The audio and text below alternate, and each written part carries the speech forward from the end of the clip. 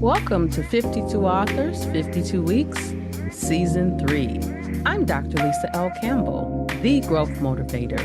Each week, I sit down with a different author to explore what lies behind the pages. Growth, purpose, finding your voice. Enjoy today's episode.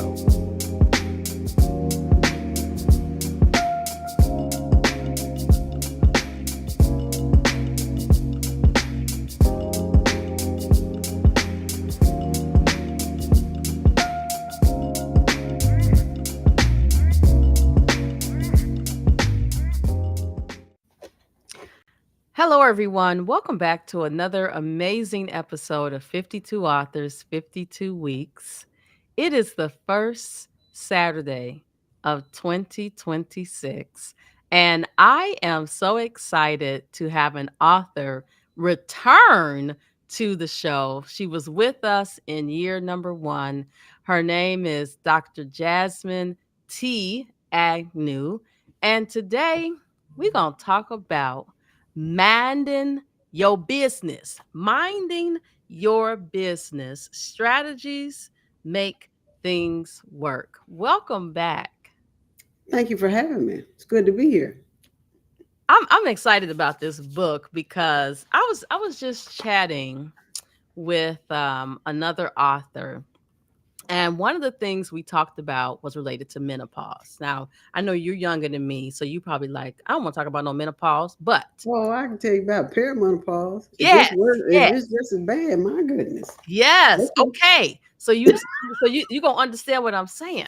Yeah. So, the media recently has started to shed light on menopause, premenopause, perimenopause, all the pause, right?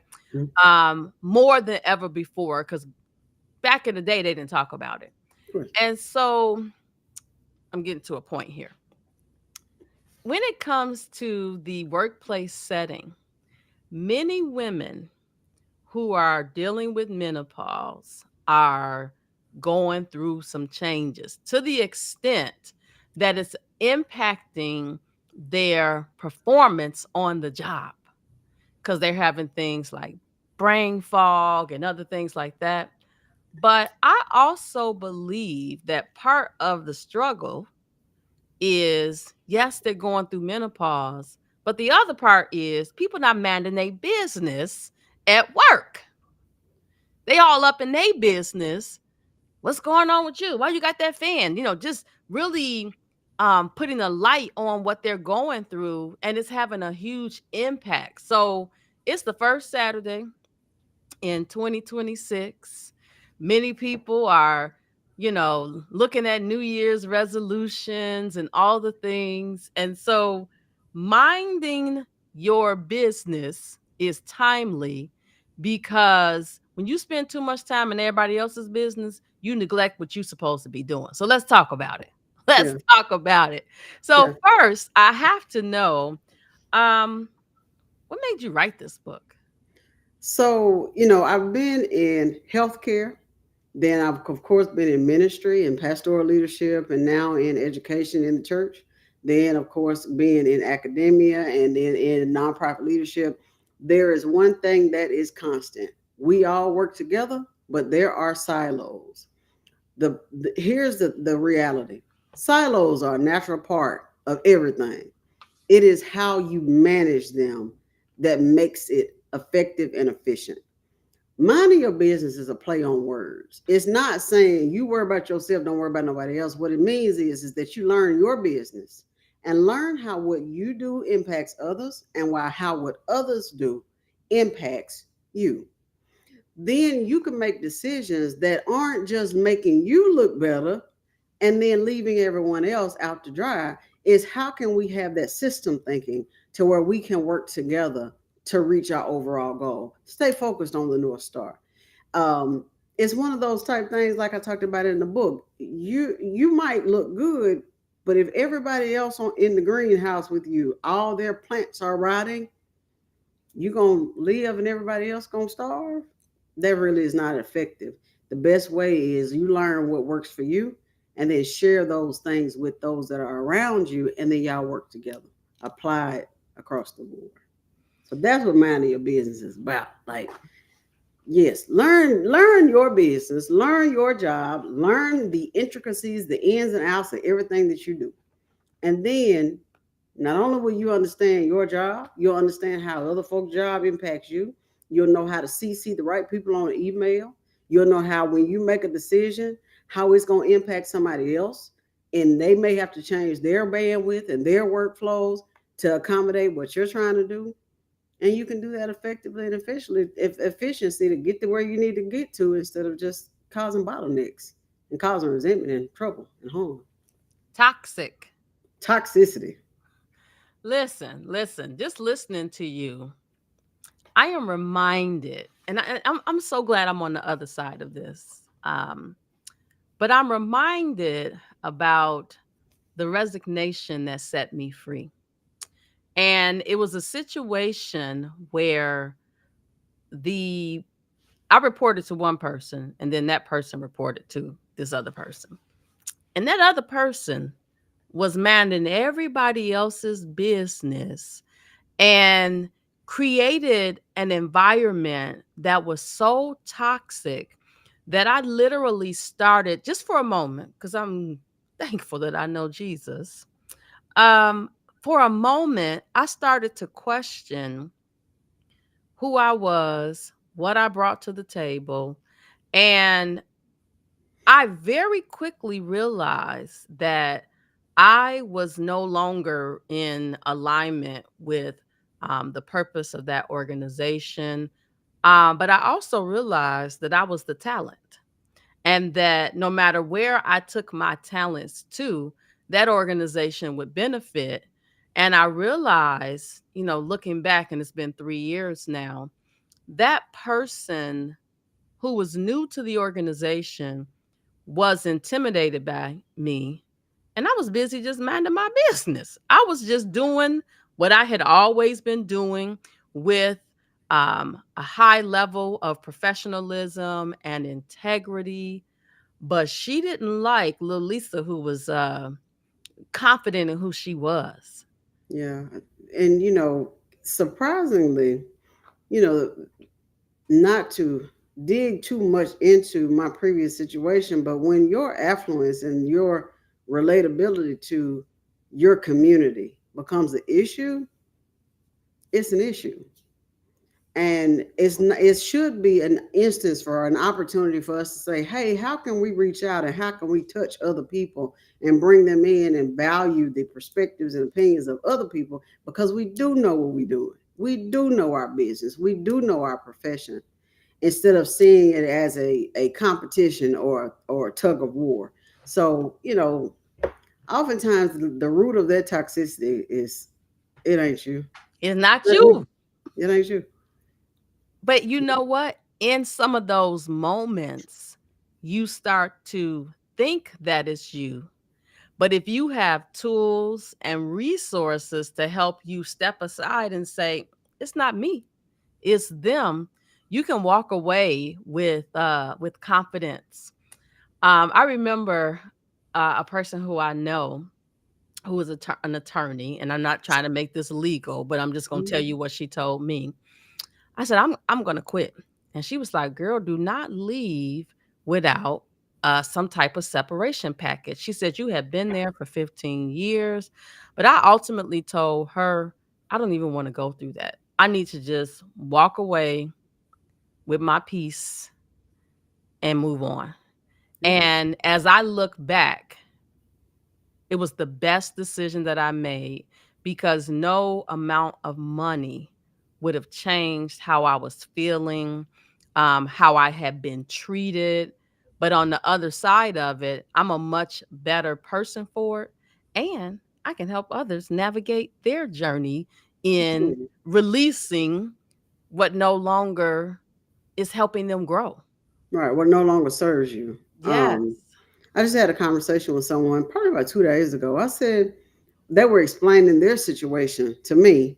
The same thing, we're talking about just a toxic environment where they were trying their best to learn their role. but they were just in a really toxic environment. And I asked, well, why do you stay?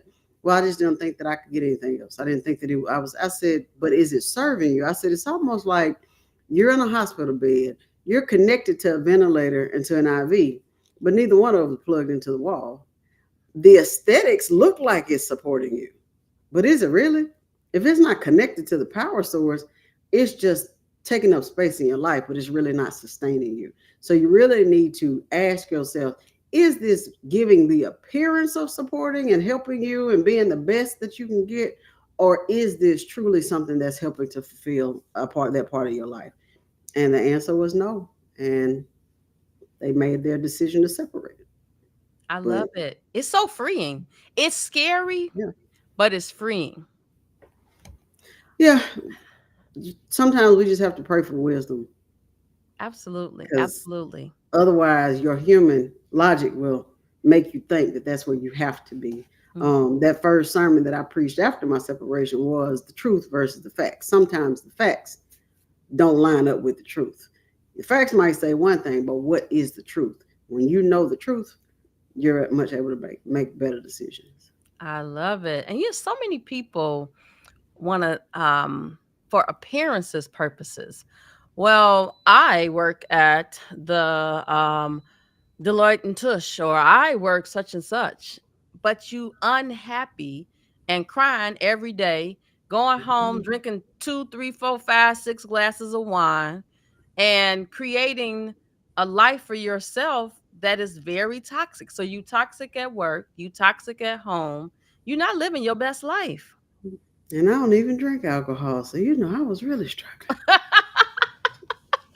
Listen, I talk to so many people who are logging off of Teams, crying, Mm-hmm. leaving the hospital or whatever they work for, crying because it's so toxic because of the environment that has been created. And I really believe that in some spaces the culture stays the same from leader to leader. They could change buildings, but the fabric of the culture is It's always going to stay the same.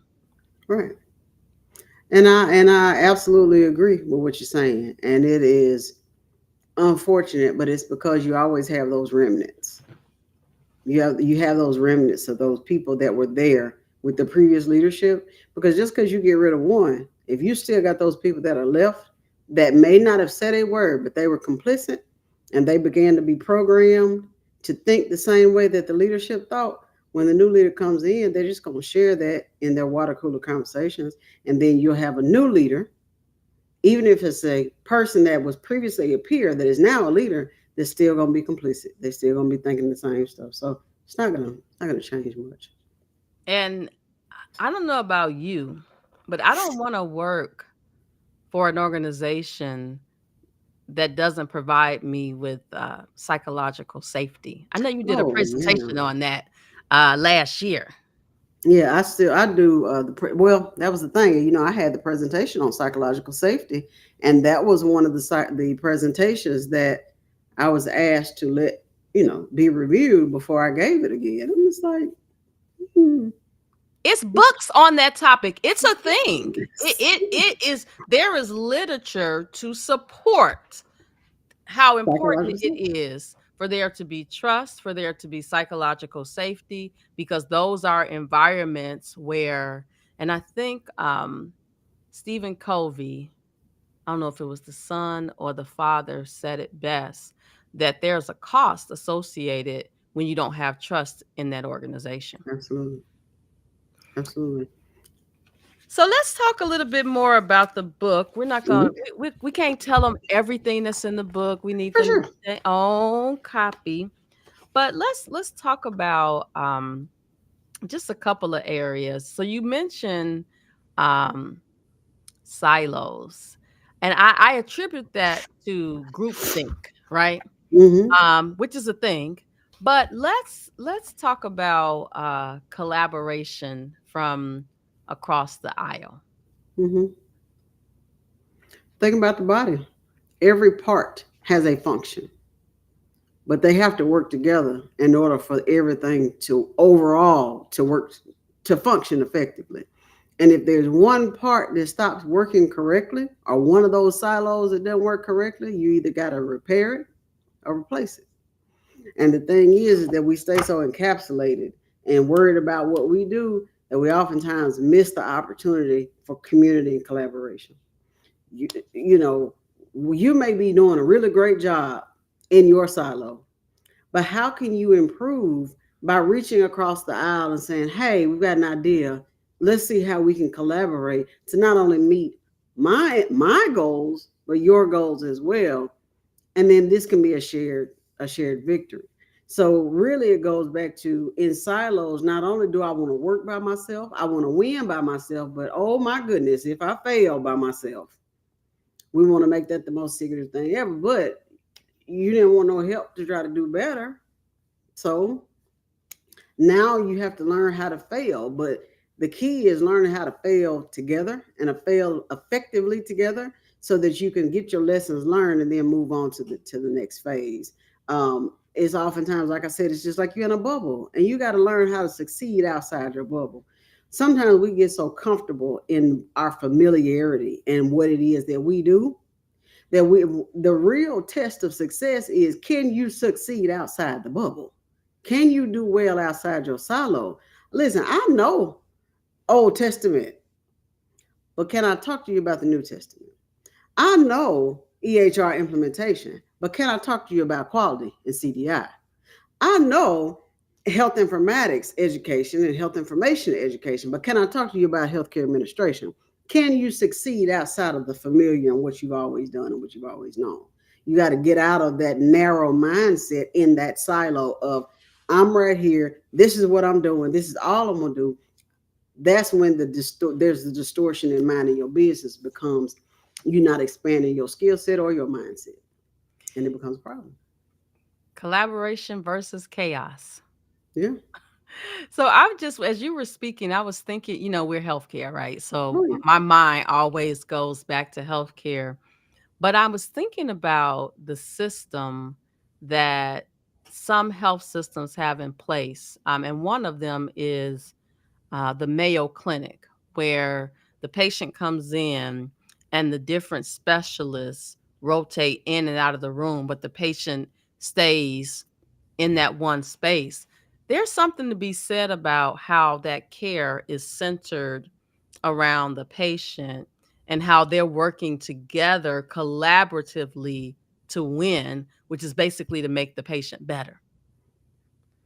But they do a similar model at UAB. But here was the bottleneck. Yes, they were moving in and out of the room, but what happens once you close that door? Are you updating that record? Are you having those conversations with those other specialties? Are you talking to those adjacent departments and those ancillary departments and other disciplines that also take part in the care? And I'm not talking about just other doctors. I'm not just talking about nurses. Are you talking to food services? Because this is a patient that's borderline diabetic. Are you telling them they need to change their diet and not send them the same plate that you've been sending them? Are you talking to housekeeping? Are you talking to central supply? Like, how much are you communicating outside the door? So yeah, you might, patient-centric care is where we're going. Personalized medicine, digital, all these great things. But how are you communicating and collaborating once you close that door and you walk out into that hallway? Because I'm telling you, when I was in the hospital for those 35 days, one group of physicians came in and said, hey, we don't have to do plasma exchange today. Your platelets are back at normal baseline. We're going to watch it for the day. We won't do plasma exchange today because plasma exchange basically took me out for the day. Mm. And then an hour later, somebody brought the machine in and said, are you ready to get started with plasma exchange? Wait a minute. Did y'all have a conversation?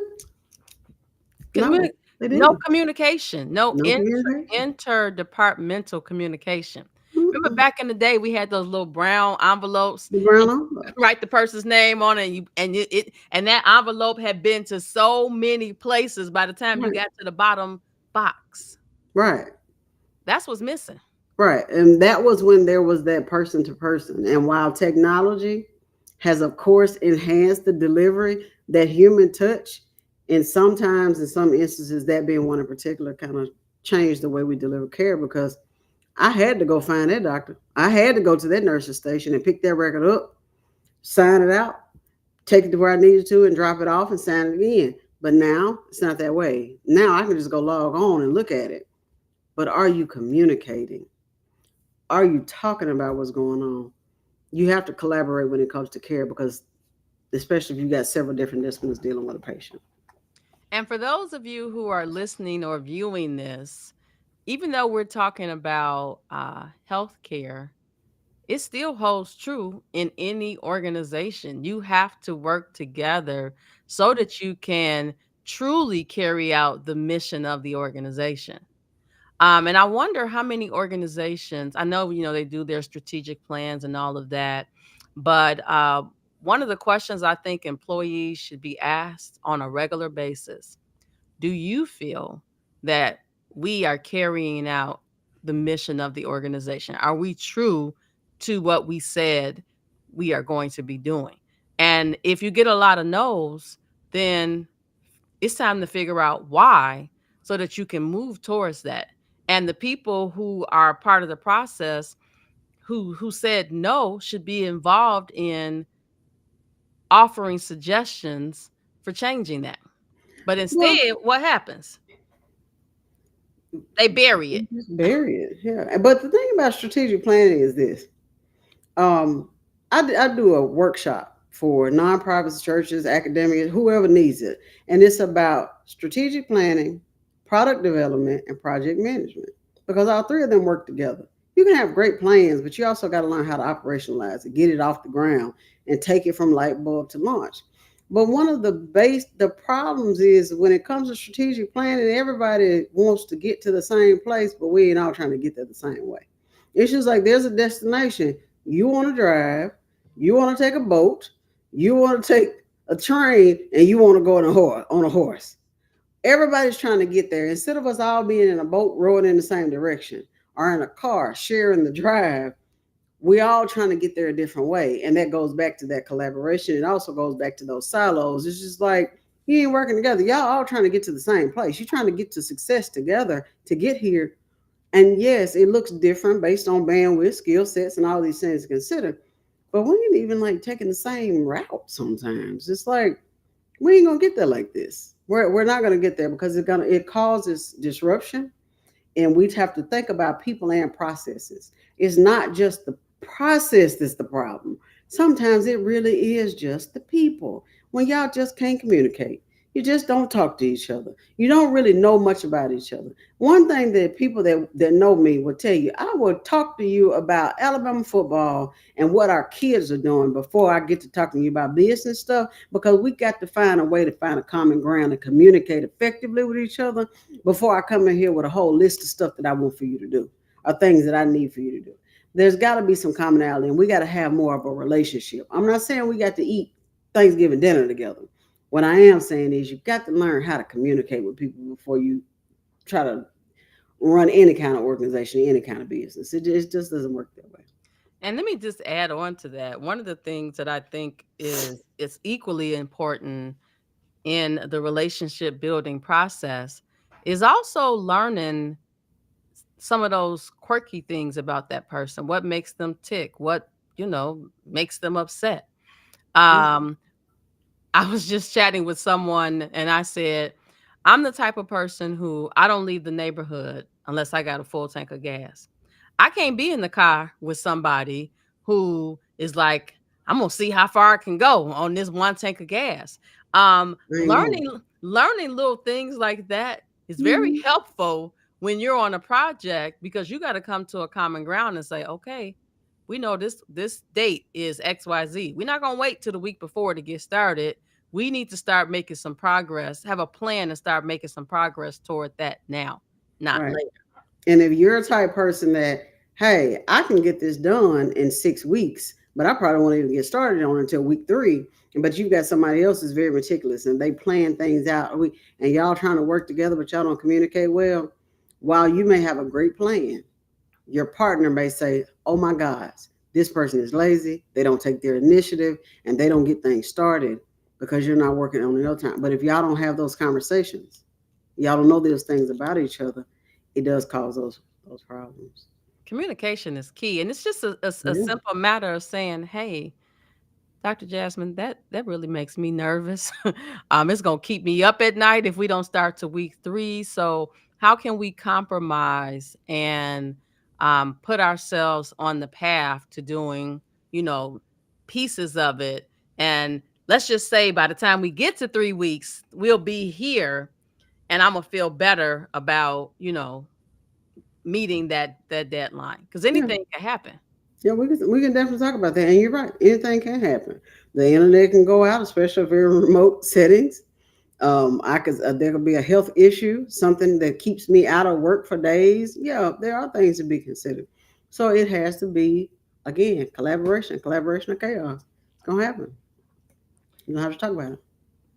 Absolutely. So we are almost out of time, but I want to Mhm. talk about one of the chapters talks about stopping it versus fixing it. Oh yeah. Tell us a little bit about that. Um, Sometimes when we don't address issues, we become like firefighters. And then you ever seen the little commercial where you have like a brick wall or a wall, and like water will shoot out, and you'll go and you'll plug that one up, but then by the time you get that one plugged up, another one pop open. Then you got to run and plug that one up. Then something else will happen. When really, if you had just looked at the structure, you would have seen you need to rebuild this whole wall because Mm. it's going to continue to leak like this. There's no the whole infrastructure is bad. So you need to tear it down and rebuild it from the ground up instead of keep trying to patch it. Because instead of us, being change agents and people that can take things from the ground up and move them from light bulb to launch and move it into success, we want to just keep patching things up. And patching things up, you're going to end up with an overall raggedy model. And that's just the simplest way to put it.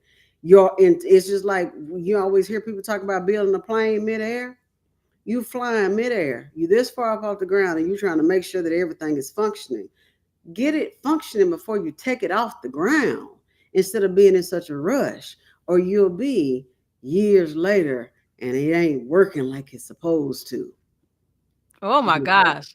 You just took me back to when I first started in 2002 when I transitioned over to consulting.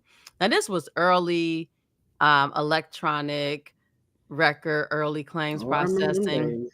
And I remember meeting with this physician who was his office was explaining their systems, and they're like, "Oh, well, we got to go over here and do this, but then we then got to go over there and do this."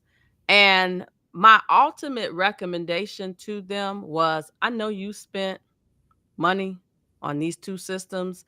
The second one you bought, the salesman told you that they were gonna connect and work together, but they did not. I recommended a plan to just implement a new system Altogether. because the headaches that were present with that workflow created a toxic environment because you had Mhm. people saying, "Well, I put that stuff in there so that you can do that claim." And then it got over there and somebody was pushing stuff in over here and it didn't cross over to there.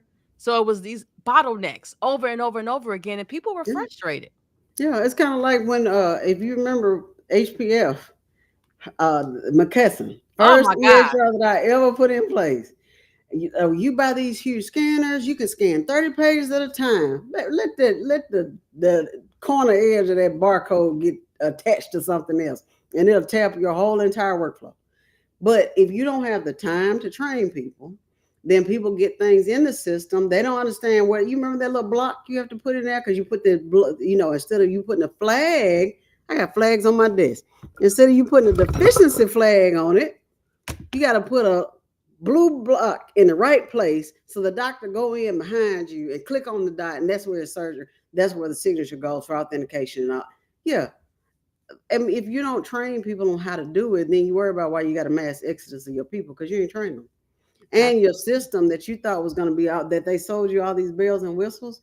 Your bells and whistles come when you got a staff that understand the process and you got physicians that are on board with the changes. But if you don't have it, you're not going to get that. You're going to get folks to get upset and tell you, I didn't go to med school to be a secretary. And things were working well when I was putting flags on it and not scanning it in, doing QA. I put the wrong barcode on here. It went to the wrong patient's chart. Now I got to go retrieve it and move it back over here. The discharge summary on this chart, it was somebody else's that was stuck to the back of it.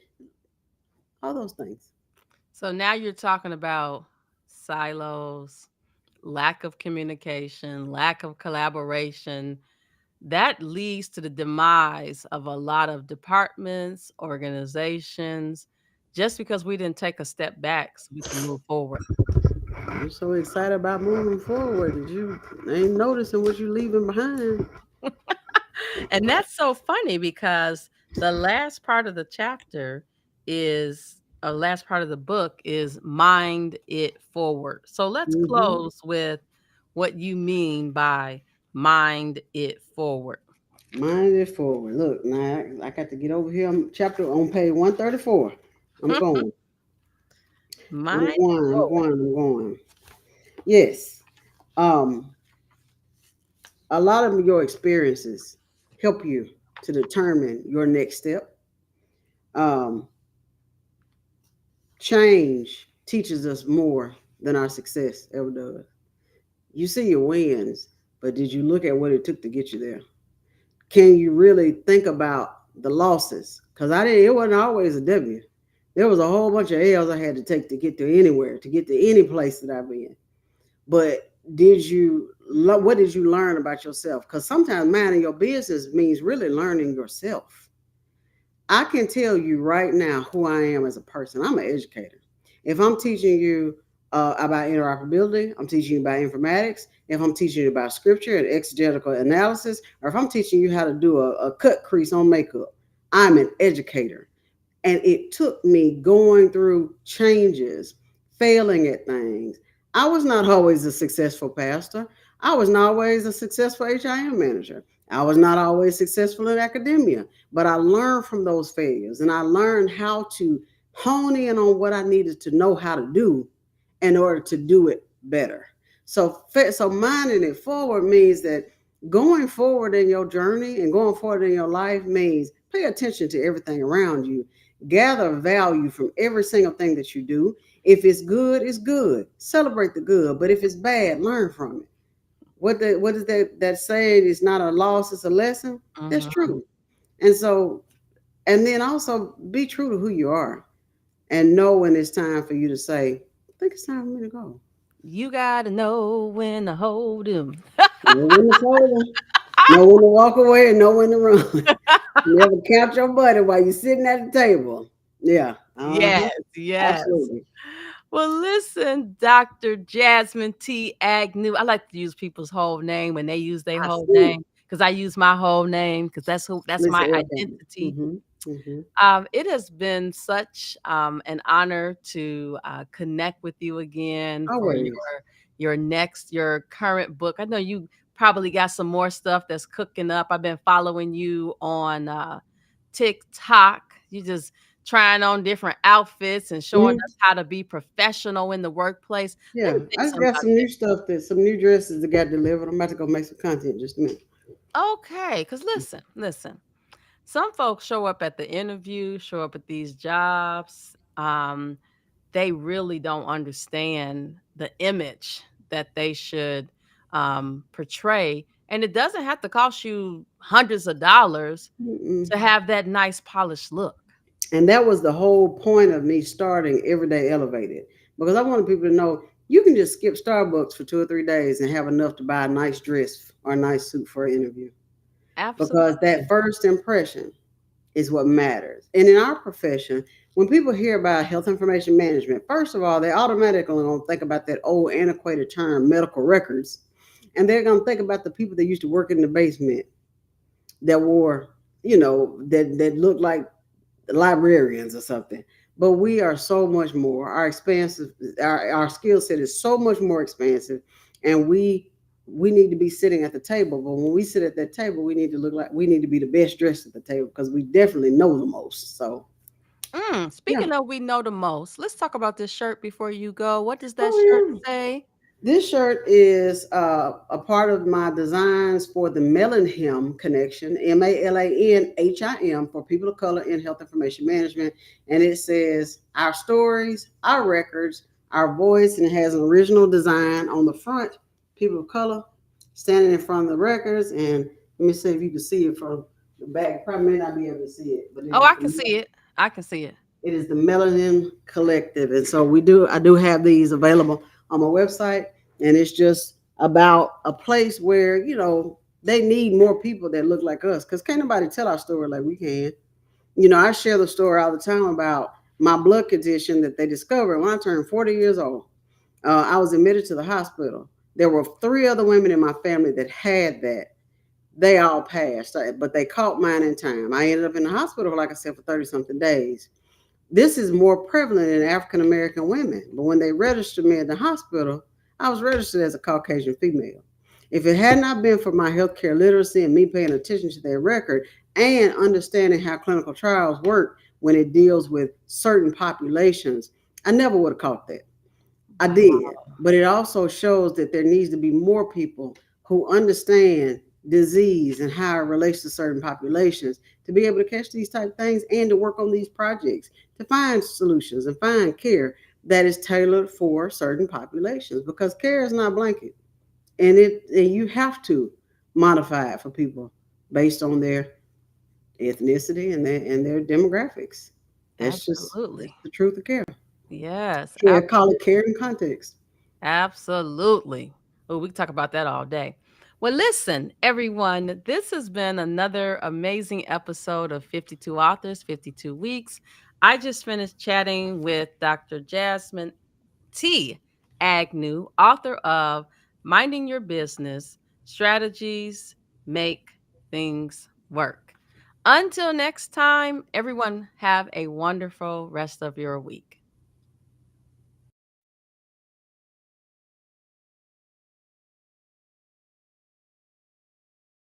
You've just experienced another conversation from 52 Authors, 52 Weeks, Season 3.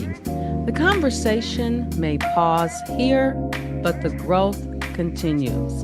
I'm Dr. Lisa L. Campbell, the Growth Motivator, and I'll see you next week.